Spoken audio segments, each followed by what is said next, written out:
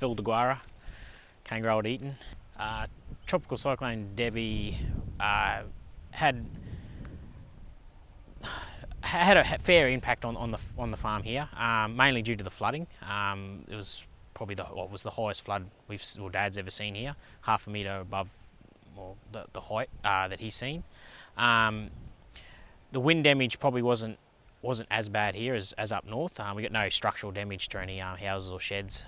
The cane actually come of it not too bad, just a few different varieties were affected worse than others. But the main probably issue here was communications. Our loss of communications was the biggest impact for those 3 or 4 days afterwards. This cyclone just nearly went on for 2 days, which is probably caused more damage to areas than a cyclone normally would. Normally they're gone overnight. But one good thing was this time we actually got to see the whole thing unfold during the day, which was different. The flooding, we all seen it come up during the day, so we got to see everywhere where it was flooded, the way the water went, and the height it come to as well. But as in drainage and all that sort of thing, we think we've got it pretty right here. We have got to fix up some of our by-washes on some of our on our sediment traps. Some did erode, but that is probably due to the fact too that they haven't had time to settle. They've only been in for 12 to 24 months, so 2 years basically. So as time goes on, they'll settle in, and we'll improve them this time, and hopefully they won't wash out again. Well, it had no real effect on the trial. It's lodged cane now, but it did go over probably 2 metres or 1.5 metres of water. But one thing we did find out of it, it didn't stool tip as much as we thought it was going to. I was concerned that we had a really good, really loose base for the roots and everything, and the cane to grow in, and I was worried that it was going to just tip out of the ground just because it wasn't compacted or anything. And actually, it stood up. It's all the blocks that we've done the subsurface to.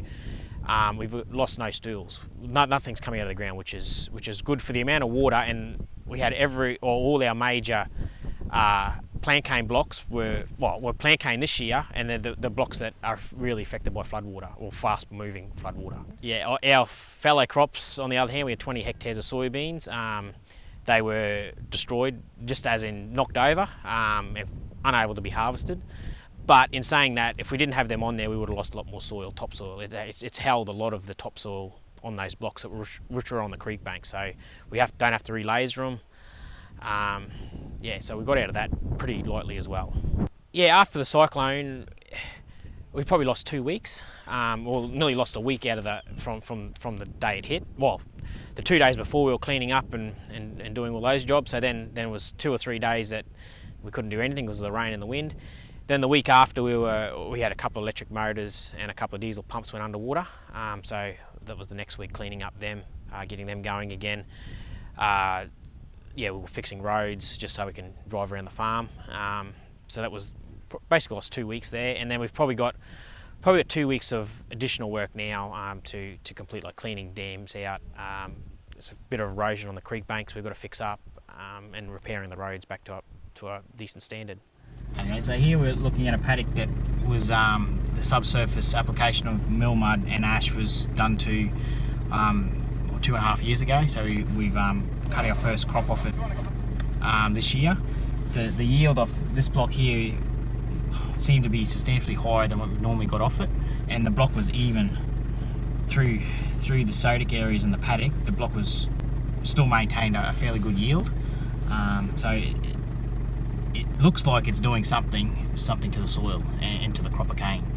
We did have a farm manager from Bundaberg Sugar up here last week. Actually, it was coming to have a look at the mill mud spreader and what we're doing with our control traffic in our subsurface mud. That's so we had him here for about 3 or 4 hours and went through all the stuff we've been doing, and he was quite impressed.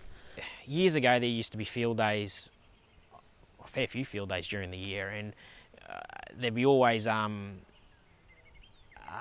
trial. Go and have a look at a trial. Like they'd put on a barbecue or something. You go and have a look and see what they're doing, and we've seemed to have lost a lot of that. Like the Give conference was another thing that we lost, which was growers teaching growers was what that was about. That finished up when that SRDC finished up and the new structure with SRA started. So we sort of I think we've sort of lost 2 or 3 years, or probably 4 years of that now. So it's good that these two initiatives are still kept going, because it's the only way that we can get up and down can meet and talk to growers from up and down the state, basically. Yeah.